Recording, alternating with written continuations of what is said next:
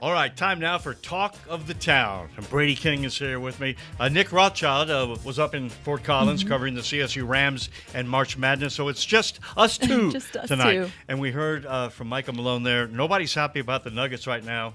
Two really disappointing games, and you lose to the Wizards? That's like your varsity team in the playoffs losing to the JV. Yeah, no, tough loss to arguably the worst team in the NBA right now, but that doesn't worry me as much as the injuries that keep popping up with the Nuggets. Nikola Jokic, Jamal Murray, Aaron Gordon already listed as questionable for tomorrow night's game, so I'm just hoping those guys can get healthy, because if this team truly wants to make a run, they've got to play defense and they need to be healthy. Well, they're 22nd in defensive ranking, number 2 in offensive ranking, so clearly defense is going to win championships with this team. And Gordon, I mean, he brings that defensive toughness. To me, his health is going to be the key down the stretch. Yeah, you need him. All right, well, let's keep it in hoops. Let's talk about the Rams here.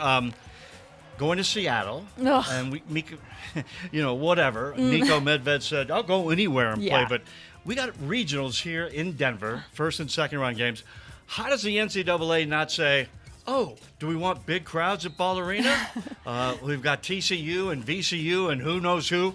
How about the Rams going to Denver? Would that make sense? Yes, a complete missed opportunity by the committee here. They would have had a sold-out crowd at Ball Arena. Think of all the fans here in Colorado that could make that trip. I know tickets are expensive, but if it's here in your hometown for your hometown team, I just think it's a huge bummer that we won't get to see them in Denver. A lot goes into where they send teams, but to me it's like you have a regional and a team that's close that could bring fans and drive there and fill it up.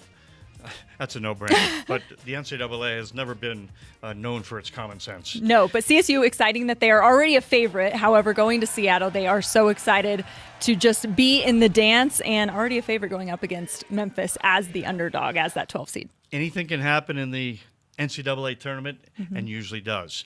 All right, the Avalanche came through in the big game against the Dallas Stars, the return of Mikko, a playoff matchup here. They won the game, and it's crazy. This whole team, Bradey, has been like a science experiment for the entire season. Pieces here, pieces there, bring him in, bring him in.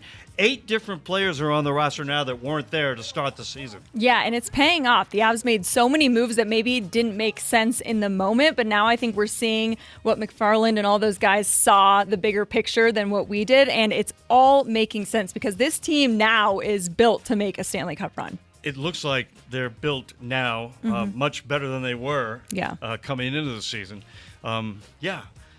Goalies, 2 gone, 2 in.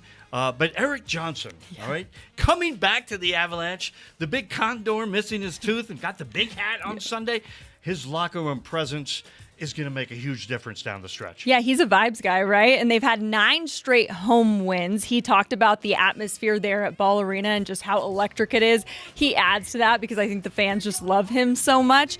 But what they need to do, they've got 8 of their next 14 on the road, so that hopefully they can keep that energy as they go on the road. All right, finally, the Broncos all week long made moves in free agency. The big one, of course, Evan Ingram, the tight end, the Joker, Maybe, we hope. Maybe.